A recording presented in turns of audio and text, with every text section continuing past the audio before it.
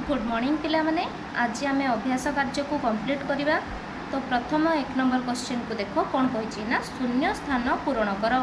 तो क नंबर देला पदार्थर तरल अवस्था रे। तो पदार्थर तरल अवस्था तुम्हें भाभी नियो एग्जांपल कौन ना जल। तो तार निर्दिष्ट आयतन अच्छी ना नहीं ओजन अच्छी 1 litre 2 litre 3 litre 5 litre 1.5 litre एमती आम करें। तो तार आयतन रही तो लेखा हे कौन निर्दिष्ट आयतन थाए किंतु निर्दिष्ट डेस न थाए तार आकृति न थाए। तुम्हें ग्लास रे ढाल ग्लास आकार धारण कर तुम्हें पानी बोतल रे ढाल पानी बोतल आकार धारण कर तेणु तुम्हें जहाँ जो भाया पात्र तुम्हें व्यवहार कर से आकार धारण कर तेणु तार निर्दिष्ट कौन आकृति नहीं। ख नंबर पदार्थर गैसीय अवस्था धरिनियो तुम एग्जांपल क्या धूप धुआं को। तो तार कणिका गुड़िक मध्य पारस्परिक आकर्षण बल डेस थाए। अच्छा तुम धूप धुआं को धरिकी बेस समय रहा भी कौन सी रोले कि तुम हाथ में जदि रही था तार आकर्षण बल कौन होता अधिक होता। जेहेतु आम धरिकी रखिपारे ना वायुमंडल में मिलाईगला तेणु तार आकर्षण बल कम। जो विशुद्ध पदार्थर परमाणु गुड़िक सहधर्मी कहार होता है चिंता कर कहार सहधर्मी होती मौलिक मानकर ताहाको मौलिक कहुए।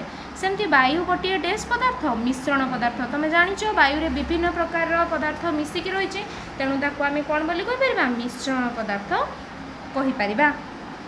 किंतु अंगारकाम्ल गोटे डेस पदार्थ अंगारकाम्ल O2 बोली लिखुचे कही आम तार ताको कौन बोली कहुए ना यौगिक पदार्थ। 1 नंबर गोटे मौलिक पदार्थ रे डेस प्रकार परमाणु थाए भिन्न प्रकार परमाणु थाए। नेक्स्ट 2 नंबर को लक्ष्य कर देख ब्लैक कलर गार जो गुड़ा दिखाई से सब हूँ मौलिक दिखाई ना नहीं क्वेश्चन निम्नलिखित पदार्थ गुड़िक मौलिक यौगिक व मिश्रण को अलग कर लेख। तो मौलिक गुड़ी को देख ए गार दे दी तुम लिख केमती ना मौलिक देकी टिके गार देकी लिख हाइपेन देकी लिख कौन ना क्लोरीन पारद बा मर्क्यूरी आउ किए हीरा एगुड़ा सब हूँ मौलिक। सेमती यौगिक को माने ना लाइम बा चून आउ किए ना हीरा। सेमती मिश्रण क्या कहवा ना चीनी शरबत आउ क्षीर। तो ब्लैक कलर गार रे मौलिक रेड कलर गार रे यौगिक आउ ब्लू कलर गार रे होची मिश्रण। तो ये तुम ताकू लिख। नेक्स्ट देख 3 नंबर प्रतीक और संकेत व्यवहार करी कौन कर निम्नलिखित पदार्थ गुड़ी को लेख। प्रथम करदेला मांगानिजर परमाणु मांगानिजर परमाणु कौन capital M small n Mn। सेमती क्लोरीन अणु Cl2 capital C small l2। सेमती चून पानीर संकेत चून पानीर संकेत कौन CaOH2। सेमती जबखारजान अणुर कौन संकेत ना N2 कैपिटल N तले 2टा छोट करके लिख ठीक एन तले ही राइट साइड रे ही लेखा हुए एटा शिखिब। नेक्स्ट विषय रे ही भाया जिनस को लेकिन तुम रासायनिक समीकरण करवा शिखिब तेणु आपको लेखारे केबे भी भूल करिब नाही। नेक्स्ट 4 नंबर यौगिक और मिश्रण भितर थिबा दुईटी पार्थक्य लिखिब। ताले पार्थक्य केमती लिखिबा देख यौगिक 2 बा ततोधिक पदार्थ निर्दिष्ट अनुपात रे संयुक्त होई यौगिक सृष्टि करिथांती। ताले एठी मिश्रण कौन 2 बा ततोधिक पदार्थ जेकोसी अनुपात रे मिसी मिश्रण सृष्टि करिथांती। नेक्स्ट यौगिक रे उपादान मानकर निजस्व गुण न थाए ठीक कथा। देख जमती आम पढ़ी से दिन लुहा आउ क्या नहीं गंधक को नहीं तो लुहार जो थिला तार जमती कि सी कौन हम मैग्नेट द्वारा चिपकी जीव आउ गंधकर तार गोटे विभिन्न तार गोटे प्रकार गुण थिला।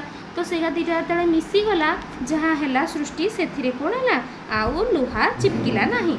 सेमती मिश्रण रे उपादान मानकर निजस्व गुण थाए किंतु मिश्रण तुम जमती आम क्या नहीं पार चीनी पानी तो चीनी रो गुण अच्छी ना नहीं पानी तो आमको पानी तो दरकार तो पानी तो रही देहरे किंतु चीनी रो जो गुणटा थिला रहिबो लुणर जहाँ गुण थिला रही तेणु से गुड़ा सब मिश्रण रे से माने निजस्व गुण प्रायतः हरांती नाही।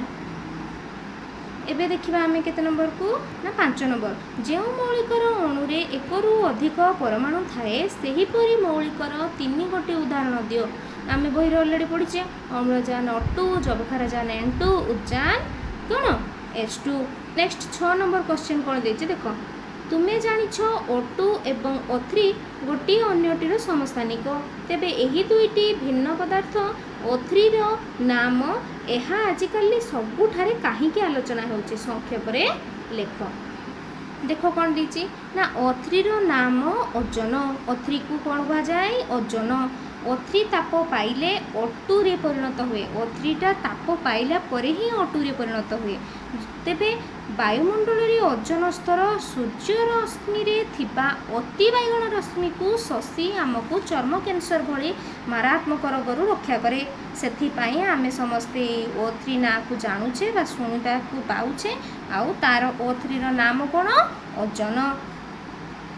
तापरे आसिला देखो 7 नंबर कौन ना प्रोटियम ड्यूटेरियम वो ट्राइटियम उद्यान रो 3टी समस्थानिक जलर संकेत H2O वो एहार व्यवहार बहुल। ड्यूटेरियम और अम्लजान रो प्रस्तुत यौगिकर नाम वो संकेत लेख एवं सही यौगिकर व्यवहार संबंध में कौन जानिछ लेख। देख कौन लिखाई जे ड्यूटेरियम व अम्लजान रो प्रस्तुत यौगिकर नाम भारी जल बा हेवी वाटर। अच्छा तो हेवी वाटर रो संकेत कौन ना D2O। तो से हेवी वाटर रो संकेत होची D2O। यह आणविक रिएक्टर केंद्र रे व्यवहृत हुए। आणविक रिएक्टर केंद्र कौन तुम जानछ नहीं। अच्छा देख तुम कही कहूँ यहाँ पढ़ी सारे कहूँ ओडिशार तालचेर रे भारी जल कारखाना रही अछि। अच्छा भारी जलर आवश्यक कौन आम तो नॉर्मल जल जानीचे तो यही जलर काम कौन नॉर्मल जलर अणुसंकेत होची H2O किंतु भारी जलर अणुसंकेत होची D2O। तुम गोटे परमाणु बोमा कथा सुनछ ना न्यूक्लियर बम एटॉमिक बम तो से बम जो तैयारी करा जाए ता देहरे जल बा हेवी वाटर को यूज करा जाए। तो से भाया आहरी बहुत मेडिकल जमती कि साइंस रो विभिन्न प्रकार क्षेत्र रे जो एक्सपेरिमेंट करा जाए ता देहरे मध्य ए भारी जल को व्यवहार करा जाए। नेक्स्ट तापर देखो 8 नंबर गोटे धातु व अधातुर नाम व संकेत लेख जहाँ साधारण तापमात्रा रे तरल अवस्था रे थाए। किए थाए ना साधारण तापमात्रा रे देख लिखि दीची मो आंसर उपरे साधारण तापमात्रा रे तरल अवस्था रे उपलब्ध धातु हैला पारद। पारद सिंबल कौन Hg वो अधातु हैला Br। एगुड़ा सब तार कौन ना प्रतीक पारदर प्रतीक Hg आउ अधातु हैला किए Br ब्रोमीन ताकू लिखिबो मन करिके मु खाली Br लिखिची तमे ब्रोमीन बोली लिखिबो बुझियला। देख ब्रोमीन लिखि देछि तुमको ओडवा हवा पई पड़िबनी तो Br हैला ब्रोमीन। तेबे 8टा जाक क्वेश्चन नो आंसर सब गुडा तुम कोन कले डिस्कशन करि देछि तमे ताकू तमरो SW खाता रे लिखिबो नहले CW खाता रे लिखिकी कंप्लीट करिवो। Thank you.